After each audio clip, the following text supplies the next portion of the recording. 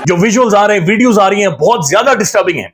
अल्लाह रहम करे, लेकिन ऐसा महसूस हो रहा है कि लाइन क्रॉस हो चुकी है। एक से ज्यादा मकामात की मैंने फुटेज देखी है जहां पर नौजवान पुलिस वालों को नीचे गिरा के उनके ऊपर नाच रहे हैं, उनके कपड़े फाड़ दिए हैं। दर्जनों सैकड़ों लोग अस्पतालों में पहुंचे हैं, जिसमें अवाम भी शामिल है और पुलिस वाले भी शामिल हैं, जिनको मारा गया है, मार लगाई गई है। वो मुकम्मल ब्लैकआउट है, इंटरनेट बंद है, मोबाइल फोन सर्विस बंद कर दी गई है।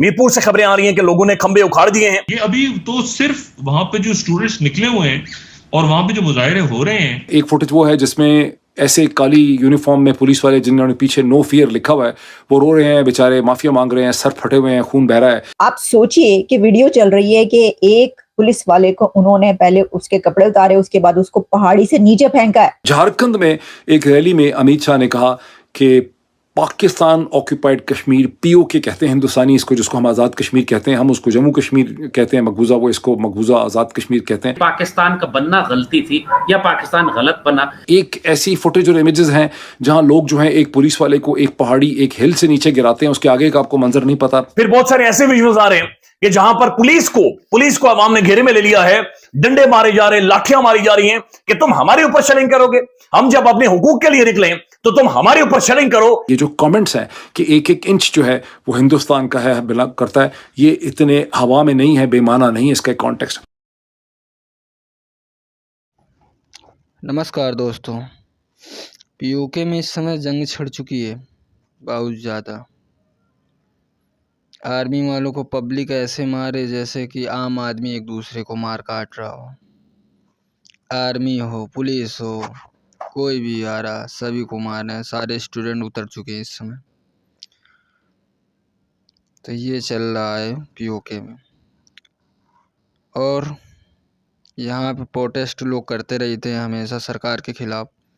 कभी पाकिस्तान भी करता था, इंडिया के कश्मीर में ऐसे करवाता रहता था। आज खुद पाकिस्तान दोस्तों परेशान है। तो पाकिस्तान की हालत खुद म खुद अपने आप हो रही है। तो दोस्तों, चैनल पे अगर नए हो तो चैनल को सब्सक्राइब कर लें और वीडियो को देखते और आगे पाकिस्तानी रिएक्शन। धन्यवाद। वो इमेजेस खासे डिस्टर्बिंग है जहां आप देख रहे हैं कि नौजवान, एक से ज़्यादा मकामात की मैंने फुटेज देखी है जहां पर नौजवान पुलिस वालों को नीचे गिरा के उनके ऊपर नाच रहे हैं, उनके कपड़े फाड़ दिए हैं, ज़ख्मी हैं, खून बह रहा है, डंडे मारे जा रहे हैं, और खासा आप देख सकते हैं कि खासा ही एक खासी तलखी है। मतलब मैं लफ्ज़ ढूंढ रहा हूँ कि मैं कैसे इसको एक्सप्लेन करूँ कि खासा गैज़ व गज़ब आपको नज़र आ रहा है। एक फुटेज वो है जिसमें ऐसे काली यूनिफॉर्म में पुलिस वाले जिन्होंने पीछे नो फियर लिखा हुआ है, वो रो रहे हैं, बेचारे माफिया मांग रहे हैं, सर फटे हुए हैं, खून बह रहा है। इसी तरह एक वो भी फुटेज है जहां पर एक पुल से एक प्रोटेस्टर जो है उसको पुलिस वाले इस तरह से मार रहे हैं कि वो पुल से नीचे गिर जाता है। एक ऐसी फुटेज और इमेजेस हैं जहां लोग जो हैं एक पुलिस वाले को एक पहाड़ी, एक हिल से नीचे गिराते हैं, उसके आगे का आपको मंजर नहीं पता कि उसका क्या हुआ। उसके बाद वो शदीद तरीन ज़ख्मी हुआ या फिर वो जान से गया। एक असिस्टेंट कमिश्नर, सरकारी गाड़ियां जलाई गई हैं, एक असिस्टेंट कमिश्नर की गाड़ी को आग लगाने का वाकया, उसकी भी फुटेज आप देख सकते हैं। जितने भी डिस्ट्रिक्ट हैं आज़ाद कश्मीर के, वहाँ से पुलिस का अक्सर डिस्ट्रिक्ट से कहना यह है कि 50, 60, 70 जो है पुलिस वाले जो हैं वो ज़ख्मी हुए हैं। आप अंदाज़ा लगा सकते हैं कि अगर 50, 60, 70 पुलिस वाले ज़ख्मी हुए हैं तो कितनी बड़ी तादाद में प्रोटेस्टर्स जो हैं वो ज़ख्मी होंगे, जो सरकारी हॉस्पिटल्स में आ नहीं रहे होंगे इस वजह से कि उन्हें खौफ है कि वहाँ उन्हें धर लिया जाएगा। फ्राइडे के दिन हिंदुस्तान के फ्राइडे के दिन ही यहाँ पे मसला शुरू हुआ। ये वैसे बड़ी अजीब कोइंसिडेंस है कि फ्राइडे ही के दिन हिंदुस्तान के जो home minister stroke interior minister हैं, वज़ीर दाखिला हैं हिंदुस्तान के, जो उनकी तमाम लॉ एंड ऑर्डर के हेड हैं और हिंदुस्तान की तमाम इंटेलिजेंस एजेंसीज उनको रिपोर्ट करती हैं, पुलिसिंग ऑर्गेनाइजेशन, अमित शाह ने झारखंड में, मेरा ख्याल है वो कहाँ पर उस वक्त बोल रहे थे, मैं आपको थोड़ा सा बता, झारखंड में एक रैली में अमित शाह ने कहा कि पाकिस्तान ऑक्यूपाइड कश्मीर, पीओके कहते हैं हिंदुस्तानी इसको, जिसको हम आज़ाद कश्मीर कहते हैं, हम उसको जम्मू कश्मीर कहते हैं मकबूजा, वो इसको मकबूजा आज़ाद कश्मीर कहते हैं। तो पीओके, पाकिस्तान ऑक्यूपाइड कश्मीर का एक एक इंच जो है वो हिंदुस्तान को बिलोंग करता है। और उन्होंने लताड़ा मनीशंकर आयर को, कांग्रेस को और इंडिया अलायंस को, ने कहा डरपोक हैं, ये बुज़दिल हैं जो हमें कहते हैं कि सर्जिकल स्ट्राइक ठीक नहीं है। और वो मणिशंकर अय्यर बेचारा बहुत ही, वैसे मणिशंकर अय्यर के बारे में एक दो जुमले मेरे कहने में समझता हूँ बहुत ज़रूरी हैं।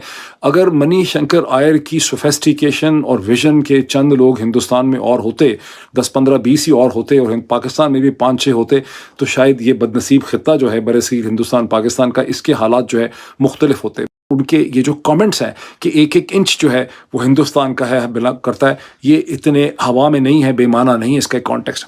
लेकिन इसका कॉन्टेक्स्ट सिर्फ इधर ही नहीं है। दिसंबर 2023 में राज्यसभा में जो हिंदुस्तान की सेनेट है, वहाँ बात करते हुए अमित शाह ने उस वक्त भी यही कहा कि एक एक इंच पाकिस्तान ऑक्यूपाइड कश्मीर का हमें बिलोंग करता है। और उस मौके पे उन्होंने ये भी कहा कि 24 सीट्स, हमने उस वक्त डिस्कशन हो रही थी 2 बिल्स की। एक बिल था Jammu and Kashmir reorganisation amended bill 2023, दूसरा बिल था Jammu and Kashmir reservation bill amended 2023।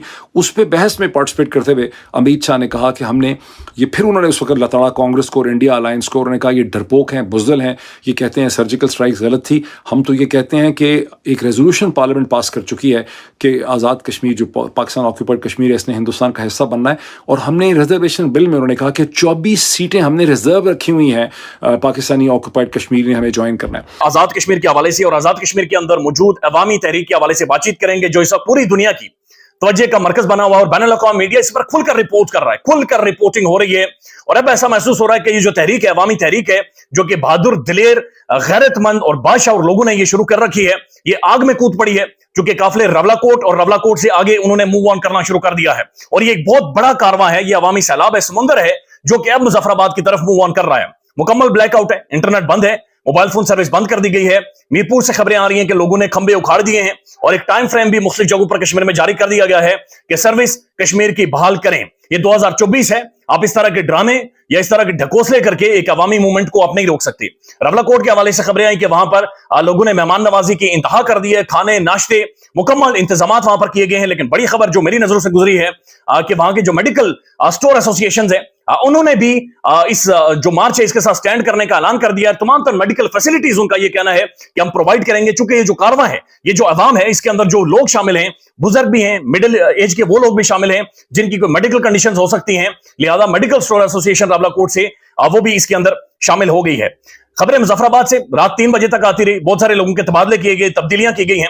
लेकिन मुजफ्फराबाद से जो हालिया खबर आई है कि मुजफ्फराबाद छोड़ने वाली जो पहली शख्सियतें हैं जो मुजफ्फराबाद आजाद कश्मीर के दारुल हुकूमत से निकली हैं, वो आजाद कश्मीर के वज़ीर आज़म अनवारुल हक साहब हैं। अनवारुल हक साहब वहां से निकल गए हैं और आकर जनाब इस्लामाबाद के ठंडे मौसम में भी बारिश शुरू हो गई है, ठंडे मौसम में आकर इस्लामाबाद में बैठ गए हैं। लेकिन इन्होंने वो काम किया है जिस पर बड़ी हैरत हुई है और सुबह वो देखकर यानी बड़ा बुरा महसूस हुआ कि इन्होंने फौज और रेंजर्स को आजाद कश्मीर के अंदर तलब कर लिया है। अब ये बात आप समझें और ये समझ जाना चाहिए सबको कि पाकिस्तान के जो भी इदारे हैं या जो भी दिफाई इदारे हैं, इनका और आजाद कश्मीर की अवाम का एक खास किस्म का ताल्लुक है, एक खास किस्म का लिहाज है, एक खास किस्म का पर्दा है और एक खास किस्म का रोमांस है जो इदारों के बीच में और कश्मीरी अवाम के बीच में है।